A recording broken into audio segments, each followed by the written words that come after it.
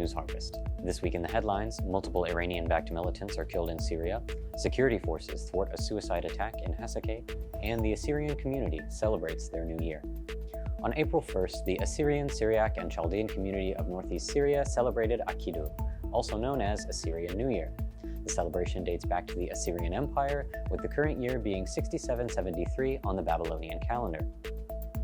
Norway announced the repatriation of 2 sisters and their 3 children from northeast Syria's Roj camp, which houses former members of ISIS, on March 28th. The 2 Somali-born sisters claimed that in 2013, when they were 16 and 19, they traveled to Syria to participate in uprisings against the government of Bashar Assad. The children are now 6, 7, and 8 years old, and they and their mothers were handed over to a delegation from the Norwegian embassy in Baghdad. A recent video from Turkish-occupied Afrin has caused controversy on social media. In the video, 2 Yazidi men sit next to an unidentified sheikh and announce their conversion to Islam. Yazidi rights groups say that this video is just the latest proof that Turkish-backed militia groups are forcing members of the religious minority to convert to Islam, sometimes under threat of arrest or torture. The 2 men in the video reportedly were blackmailed and threatened into conversion, and subsequently filmed the clip in a base belonging to the Turkish-backed Syrian National Army in the village of Khibar, according to a local watchdog. Northeast Syria's internal security forces, or Asayish, thwarted an ISIS suicide attack in Hasakah.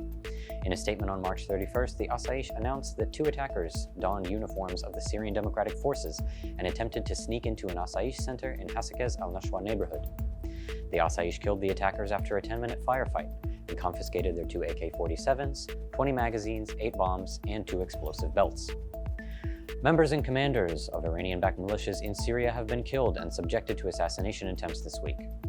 On March 26th, 3 militants of the Liwa Fatimiyun militia were killed and 2 others were injured by an IED in the eastern countryside of Homs. On March 31st, unknown persons planted an IED in the car of Razak Ali, a commander of the IRGC-affiliated Qataib Said al-Shuhada militia in the town of Abu Kamal east of Deir ez-Zor.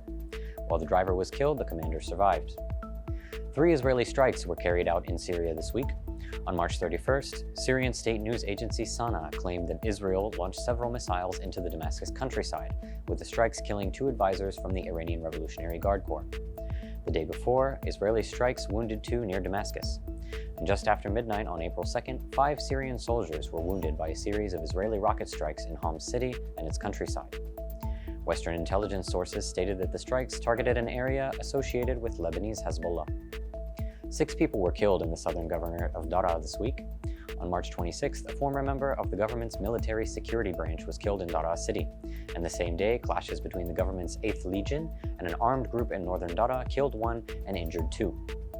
On March 28th, unidentified individuals killed a former member of the regime's political security branch, and 2 days later, 3 regime soldiers were killed in the western countryside of Daraa when unknown attackers targeted their vehicle.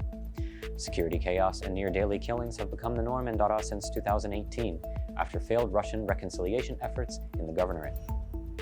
Thanks for watching North Press News Harvest. For more daily and weekly updates, visit our website and subscribe to our social media channels.